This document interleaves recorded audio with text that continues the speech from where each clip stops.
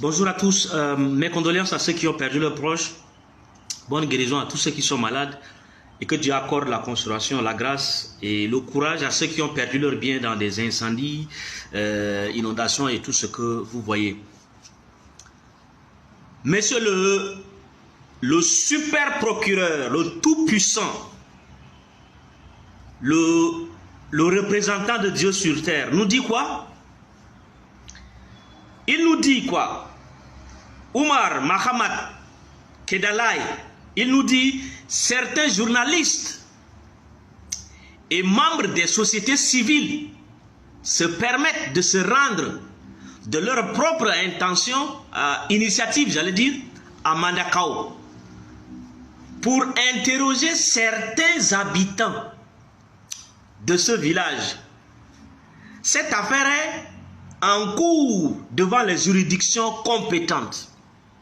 Compte tenu de la sensibilité de l'affaire, toute autre démarche parallèle est susceptible de constituer un empiètement j'allais dire, sur les fonctions judiciaires ou des usurpations de fonctions et pourrait éventuellement exposer son auteur à des poursuites judiciaires. Monsieur le super procureur, vous êtes là, vous avez vu, vous avez lu, vos ministres, pour ne pas dire vos ministrons, vos députés, vos sénateurs, pour ne pas dire sénatrons, d'accord, sortir faire des déclarations, c'est-à-dire ils ont donné même déjà les verdicts, ils ont jugé déjà. Vous les avez vus, vous avez vu les ministres qui se transportent pour aller à Mandakao, revenir à distribuer des enveloppes, donner une partie des enveloppes, revenir. Vous avez ramassé les journalistes qui vous sont favorables pour les envoyer là-bas.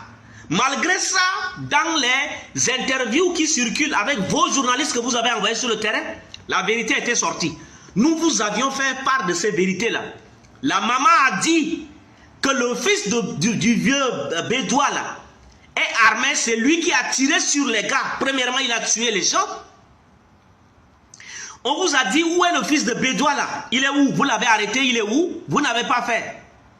Le sous-préfet qui a sorti le communiqué le 10 mai, lui qui laisse le civil armé tirer sur les gens, on vous a dit, c'est lui qui a instigé, vous n'avez rien fait.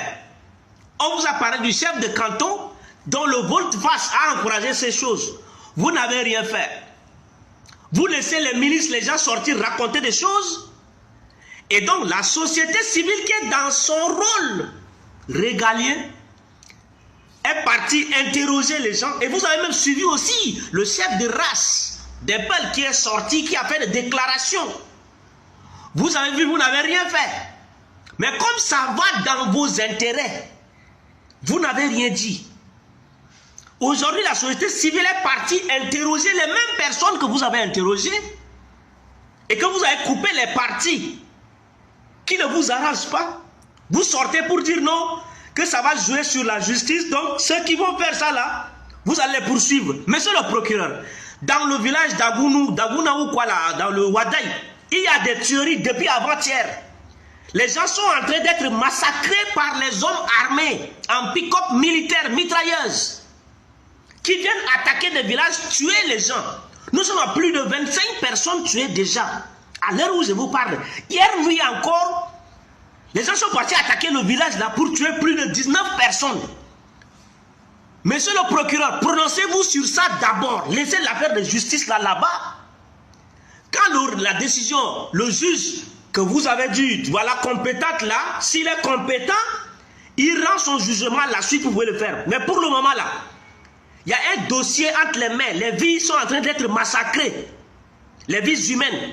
Et dans le village, si c'est un village qui a été attaqué la nuit, si c'est les femmes et les enfants qui vous concernent, si seulement la vie des femmes et des enfants qui sont importantes pour vous, le village qui a été attaqué là, Ne me dites pas que dans un village, il n'y a pas de femmes et des enfants. Et surtout la nuit encore.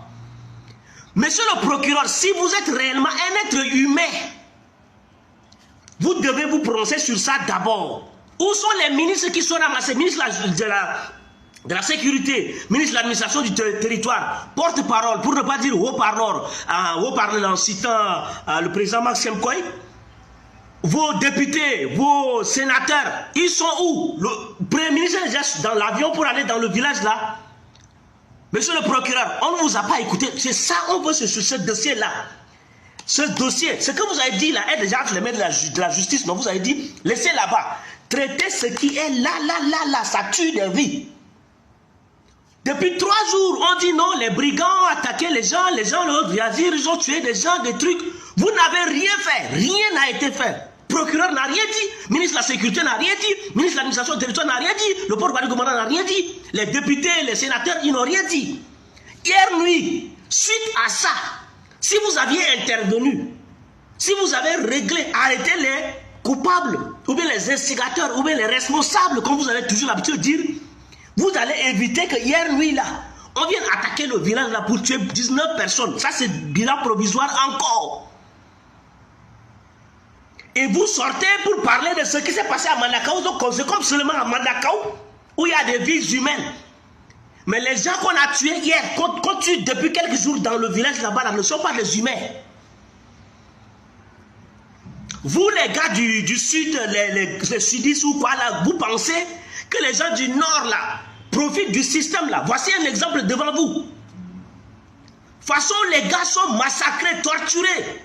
Les biens arrachés, les bétails enlevés, les champs détruits, les terrains arrachés. Vous ne voyez pas au nord, hein? Les gens souffrent tellement au nord là-bas. Mais ils sont muselés parce qu'ils ne peuvent pas ouvrir la bouche parler. Vous avez vu ce qui se passe dans le village là. Si c'était au sud, il y a longtemps. Le ministre est parti, les ministres sont partis, les députés, tout ça. Leur attention s'est portée sur le sud pour nous faire semblant que, voilà, exclusivité. Comment on crie l'injustice? Eux, ils pensent que c'est seulement les gens du sud qui sont victimes de l'injustice. Ils font semblant, pas ils pensent, ils font semblant. Alors qu'en réalité, les gens souffrent au nord du Tchad. Et l'exemple palpable, Kouri Bougoudi, ça n'a pas été traité comme vous le voyez. Abéché, ça n'a pas été traité comme ça. D'accord? D'abord, tout un village incendié. Mangalme. D'accord? Faya Larjo. Et là encore, dans le Wadaï encore. Excusez-moi. Dans le Wadaï encore. Et rien n'est fait, rien n'est dit. Depuis 3 jours, on laisse ça tue. Parce que ça n'a pas d'enjeu politique pour eux. Pour eux, le nord du Tchad est acquis. Donc ils peuvent tuer, ils peuvent arracher, ils peuvent détruire, ils peuvent violer.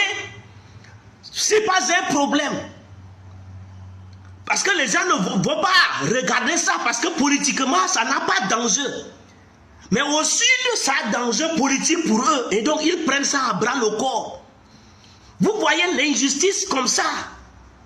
Et on reste au cri, oh, seulement le sud. Non, ce n'est pas le sud. Nous sommes mieux au sud que les gens du nord. L'exemple palpable, c'est ce que vous avez vu. Hier nuit, il y a attaque, 19 personnes mortes. Personne n'a parlé de ça.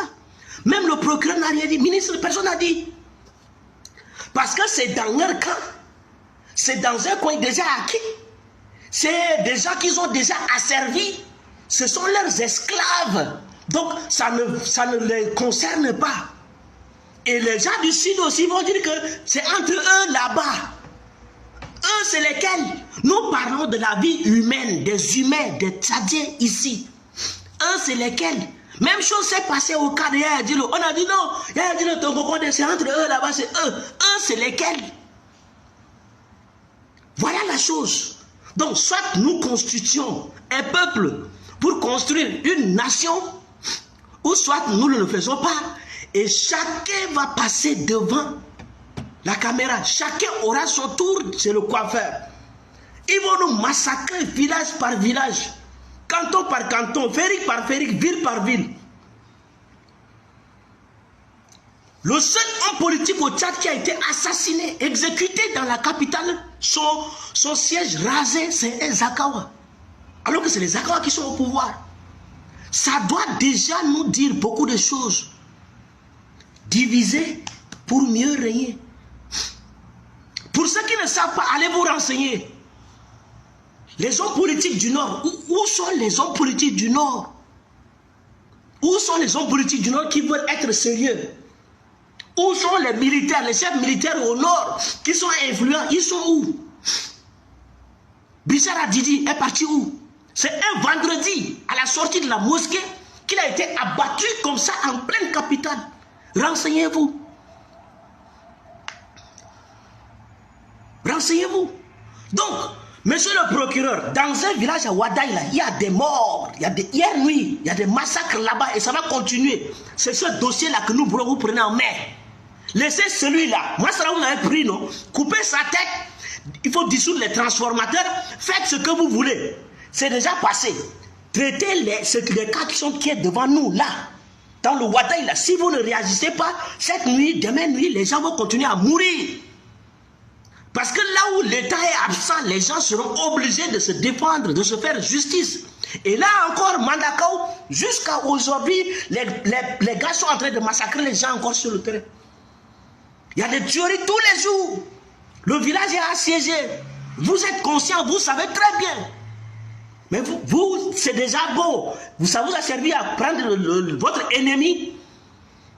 Le reste, ce n'est pas votre problème. Donc, Sowal Toudourou, ils n'ont qu'à faire ce qu'ils veulent. Les plus forts vont dominer et puis ils vont sévir sur les plus faibles. Nous faisons ces choses pour aider, d'accord, à éviter le chaos parce que nous ne savons pas comment aider à arrêter le chaos. Mes condoléances à ceux qui ont perdu leurs proches, les gens qui ont perdu leurs parents dans des événements qui se passent dans le Wadaï là. Et Dieu est Dieu. Le temps est maître de tout. Que Dieu vous bénisse. Que Dieu vous prenne en garde.